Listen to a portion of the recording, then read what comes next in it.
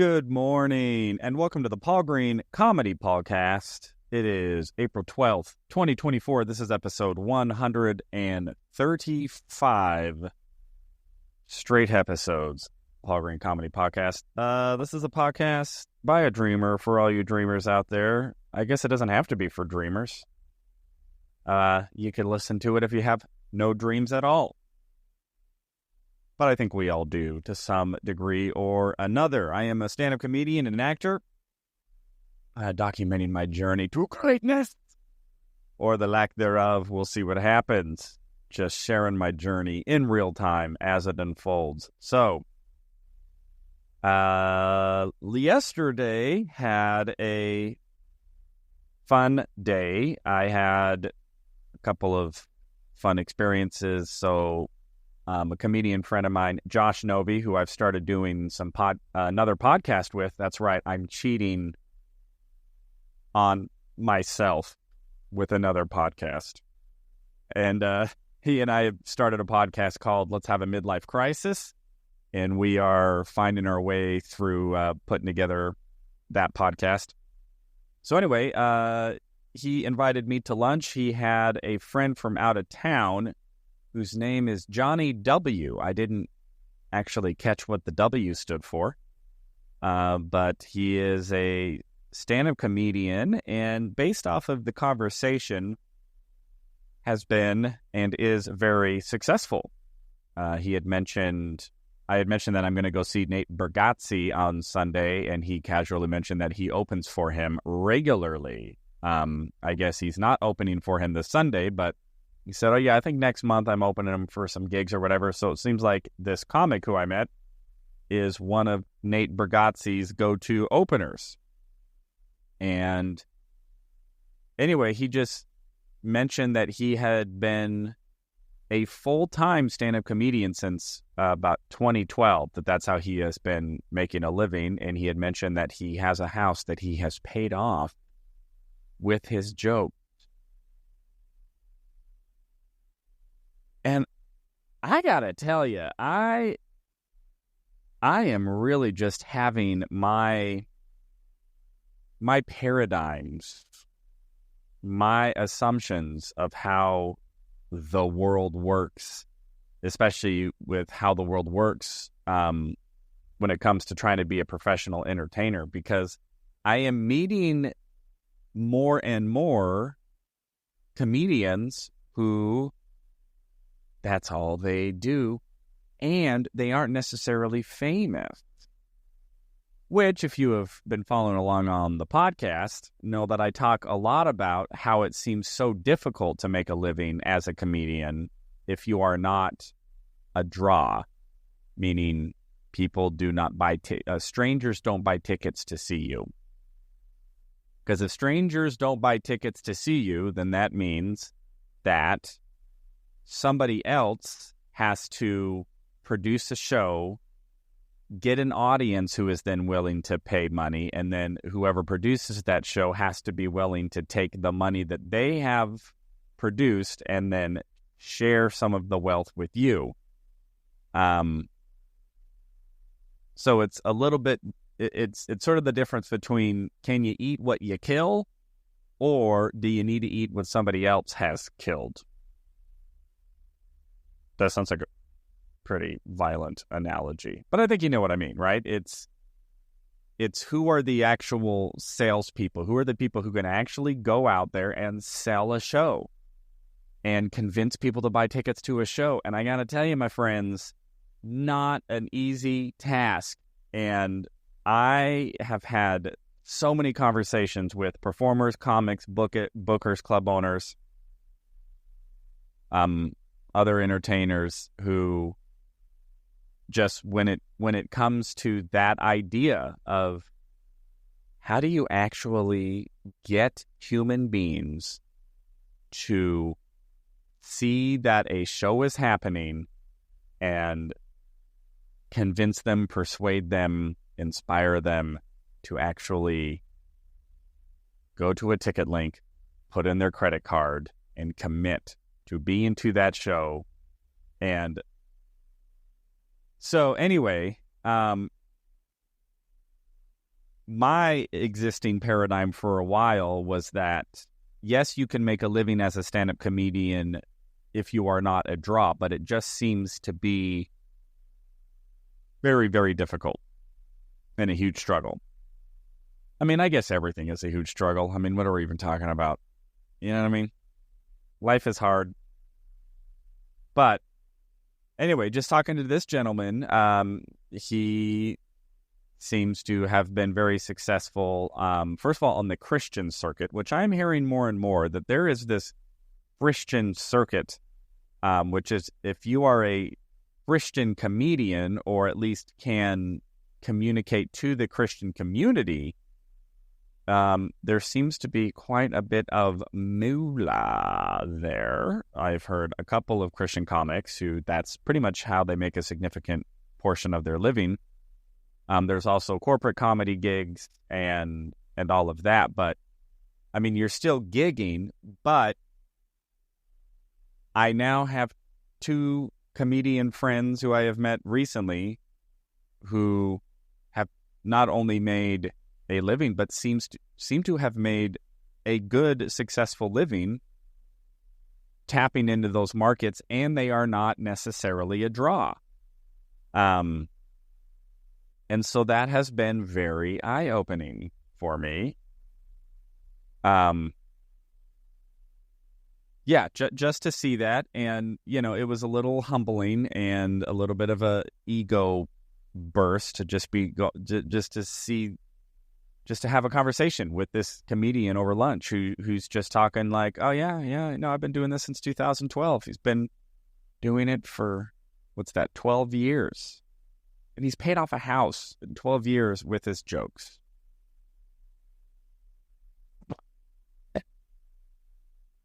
So that has been interesting to think about that. So anyway, I had that lunch, and then afterwards I went and filmed an episode of the podcast with my buddy Josh Novi. We haven't released it yet, but that is coming down the pike here, and really excited to see how that is received in the internet. And then my plan was to go work on some writing. However, I last second got called in to perform at JP's Comedy Club, which has become my home club. And evidently, my number one fan is the owner. And I know that he's listening. So hello, Jim and Janelle. So I went and did the show there. It was a fun premise. So the premise of the show was law and order. And so everybody on the show had some sort of affiliation with law and order. So Bob Howard, who's a really funny comic, who I think is a judge or maybe was a judge and a lawyer, was the headliner. And then there were 2 other comics who were lawyers, Jim Perry, who was a cop, and then me. I have no law affiliation other than the fact that I was on jury duty about 5 years ago. And I actually have a whole stand-up comedy routine about my jury duty experience. And so I told that joke, which I haven't told in a while, just to, attach to the theme of law and order. And then I did my typical interviewed some audience members and improvised a song about them. And then had a chance to talk to the club owner, Jim Perry, for a while. And we had a very deep conversation. And there were there were a couple of topics that were brought up in that conversation that I have been hashing over in my mind, because I think they're very important to think about, again, for anybody out there pursuing a dream. And I know I've touched on this before, but I think it is worth reiterating or readdressing, because I think it'll come up constantly. And that's if I were to put it in the broadest context, it's the idea of what actually is happiness. And what does it actually mean to be happy and to have a fulfilling life of joy and contentment? And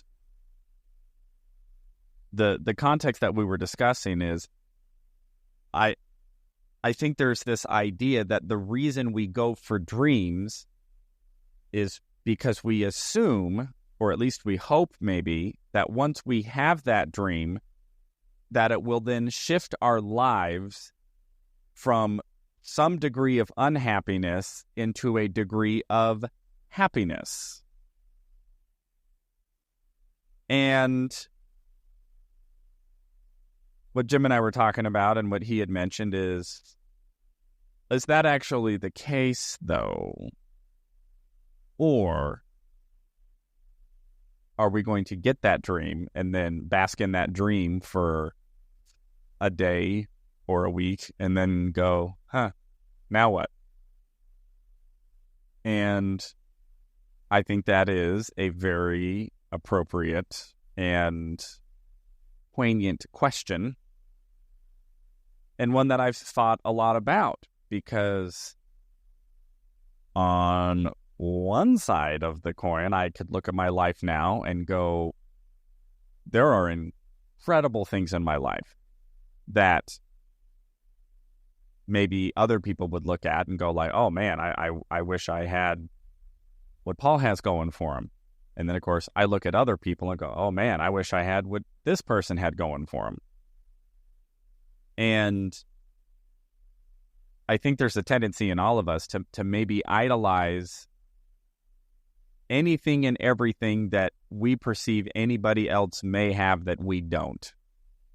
And assume that if we had that other thing, that then we would be happy. And then, our life goal and ambition is this constant state of trying to get to the other thing and hoping that once we get to the other thing, that therein will lie our joy, happiness, and peace. And I think there's plenty of evidence that may not actually be the case. Because I think if we actually were to ask anybody who maybe has the thing that we think we want and then say, hey, how's your life going? I bet you every single one of them could, to some degree or another, express some degree of discontentment or dissatisfaction, or, maybe they have the thing that we think we want, but then they're looking at somebody else who has the thing that they think that they want. So I think that's really important to maybe at least just keep in mind. And I do try to keep that in check. And maybe I'm not doing as good a job as I thought that I was doing of realizing that, yes, I do have a pretty ambitious dream, which I think would just be fun. And yes, I know that there would be challenges. So my dream ultimately is to be a draw, is to have enough fame to where strangers know who I am and will buy tickets to see me perform. And then I get to entertain at a much, grander scale, touring. It's not, I get to do more shows on my terms that are fulfilling to me, and to be able to have enough audience attention to be able to sustain that financially, and to also be able to bring other people along with me and be able to sustain them financially. Because that is always the rub with an artistic pursuit, is the business side of it. Almost every artist in the history of the world didn't survive as an artist. They had a patron. They had somebody else paying the bills. It's like, what's the Sistine Chapel? He wouldn't have been able to just sit and paint a ceiling all day, every day for however long that took, unless the Catholic Church was paying his bills and giving him a place to sleep and giving him a place to eat, so that he didn't have to go out and make a living. He could just paint. by the way, I don't know if anything that I just said is historically accurate, and I'm always worried about not being factual. But, but that's the idea. But take almost any artistic pursuit, any entertainment pursuit, even people who were big. There was a period of time where while they were developing and honing their craft, there was probably somebody footing the bill, and maybe sometimes footing the bill for a long time so that they would have the time to hone their craft. I'm thinking like even Michael Jackson, or the Jackson 5. If it wasn't for their dad, keeping the bills paid so that they could rehearse all day, and hone that craft, wouldn't have happened. And I think of, not a ton of times, but there were a few, often enough, when I lived in LA, I would meet these young actors and actresses, who moved out to LA, 17, 18 years old, or fresh out of high school. And here they are living in LA. And I would start to, I'd meet them on set or something, and I would start to get to know them and to come to find out that their parents are supporting them or whatever, so that they could have time to go out there and try to establish a career, which in the entertainment industry is not, has no certainty whatsoever. Or if they didn't have somebody supporting them, then they had to support themselves. And, and that's what I did. I've always had a job. I've always had a full-time job. So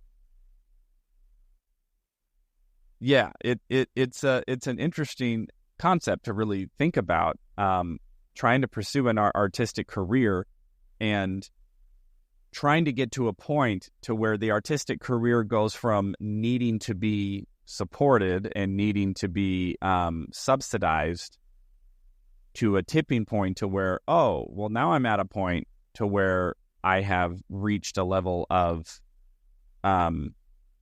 influence in my craft, whether that means like, my friends who I had lunch with yesterday who were able to hone their craft sufficiently enough to where they were able to start making connections in the Christian comedy circuit, which has enough financial abundance, I guess. That word sounded weird. Abundance, to support comedians and, who were able to create a niche market for comedy that would allow the successful comics who are really funny and who can speak to that crowd to be able to tour and have careers. So there's that element of it, is getting to, in terms of my dream of getting to a point to where I can financially support myself. Then the other side of that is, well, when that happens, will that actually mean that I'm happy now? Or more happy than I am now, or more content or fulfilled or whatever than I am now? And I think the honest answer is no. Because I am learning, and it's something that I maybe know intellectually, but like most things, it's easy to get it in here, but to actually live it is not always so easy. And what I am learning and finding more and more is that if I cannot find happiness and joy and contentment in this exact moment, regardless of what else is going on around me, then there will be no other situation that will make me happier. And I'm sure there's caveats to that, and I don't want to speak to everybody's situation. I'm just speaking to mine. If you're in an abusive situation or you're in, an unhealthy situation, then those are situations that I would say, get out of that situation. that seems just very practical. Like, if you're looking at your life and go, oh, there's no way I could be happy or content with how my life is right now, then it's like, well, yeah, then definitely set a goal, have a dream to like, well, whatever is going on in my life right now that I do have control over, do whatever I can with which I have control over to make those adjustments. And then if you look at like, well, if I actually was in this situation, then I know I could be happy. And I guess the good litmus test would be, when you get into that situation, are you actually happy? Or then do you go, oh, actually, I'm not happy. Now happiness is over there. Well, now happiness is over there, right? So this kind of idea of happiness is this perpetual moving goalpost. I think can be a problematic approach to life. And what I am trying to adapt is being happy and content and joyful, like getting to perform last night at my local club in Gilbert in front of an audience who was there, and that I have an opportunity and a booker who knows me and trusts me and will put me on a show last second, and that there's an audience there who I get to entertain and have all of the joy and the fulfillment of entertaining. If I can't be happy in that experience, then I'm sure as heck not going to be happy in front of a bigger crowd or more crowds. And there's also something else in finding joy and contentment in the pursuit. So instead of thinking I'm pursuing to get happy, to me it's an idea of I'm pursuing because pursuit is also fun and joyful and fulfilling. It brings a sense of satisfaction to be pursuing something, to practice something every day. You know, I'm trying to learn joy in sitting down and writing jokes. Instead of this, oh, I got to write jokes because if I don't write jokes, blah, blah, blah, blah, blah. It's like, no, like, you know, how fun is it to be able to sit down with a blank canvas and start writing ideas? Oh my gosh, I totally forgot. I have to do my jokes. I got way ahead of myself. I'm glad I got here. All right, everybody, I'm going to pause. I don't have my notebook. I'm going to pause real quick, grab my notebook, and I will be doing my new jokes. Give me 1 second. All right, and I'm back. All right, today's jokes. Again, if this is your first time, I have made a commitment to write 3 new jokes every single day. And I'm sharing my jokes as I am writing them with everybody. So, probably going to need to do a little bit of a premise with this first one. So, I was always taught growing up that marriage is the greatest thing ever, and that everybody should get married, and that's where joy and happiness is. But I'm a little suspicious, because everybody who I know who is married, and you ask them about marriage, all they really have to say about it is, it's a lot of work. It's a lot of work. It's like, yeah, marriage, it's a lot of work. I mean, don't get me wrong. I mean, my wife is great. No, she's great, but man, can she be a bitch sometimes? I mean, don't tell her I said that. No, it's great. It's great. It's just a lot of work. All right. I just don't get this whole marriage concept anyway. Evidently, how it's supposed to work is you meet someone and you go, wow, I think I might want to have sex with that person forever. All right, those are 2 jokes around marriage. I don't know if any of those are good. So hard to know. If you're laughing online, let me know. If not, I'm sure you'll tell me in the comments how bad I was.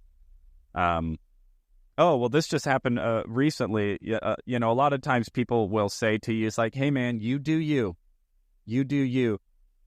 which a lot of times I actually feel like what they're saying is, you're kind of an idiot. That's usually when people say, oh, yeah, you do you. It's usually when you're doing something that they think is stupid, but they aren't going to correct you.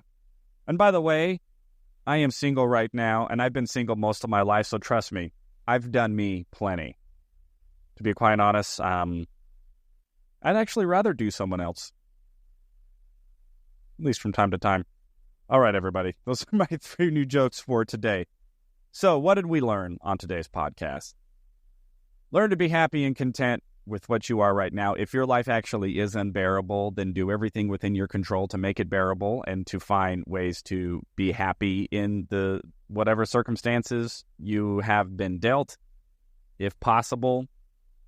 And try to find happiness and contentment in the pursuit, and look at the pursuit of the journey. And everybody talks about the grind and the difficult parts.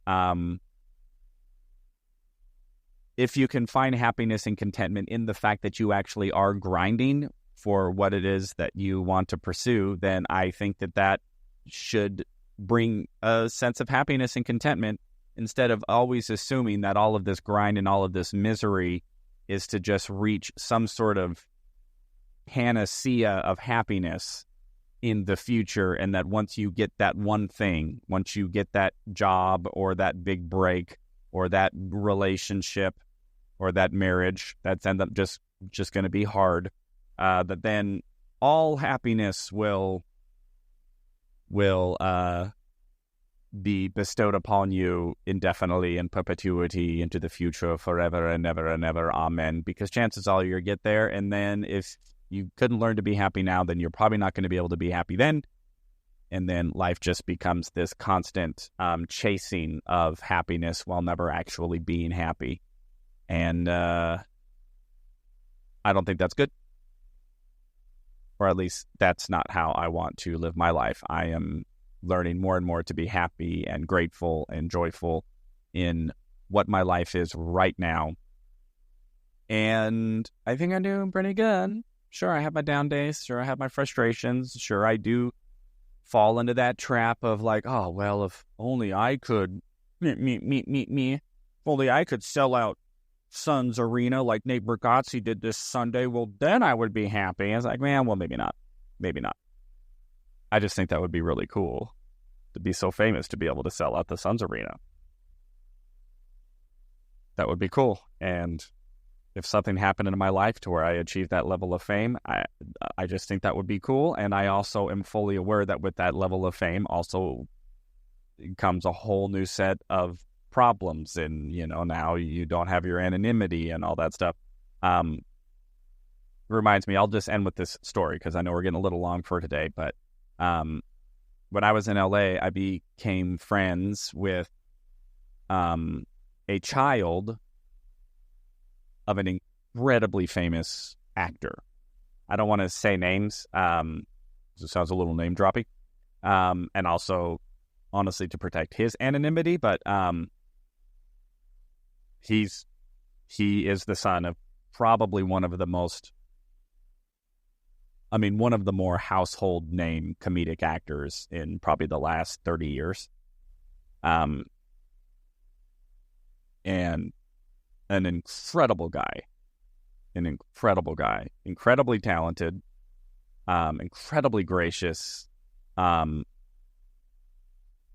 Anyway, so he and I were in a, we did a couple of things together in Los Angeles. And I remember we were driving once and I just asked him, I just said, what's your big dream? I mean, do you want to kind of follow in your dad's footsteps and, get the big break, get the big acting role that launches you into stardom and launches you into fame? And he just goes, it's like growing up with a father that famous. He goes, I saw the other side of that. I mean, we couldn't go to dinner without being accosted.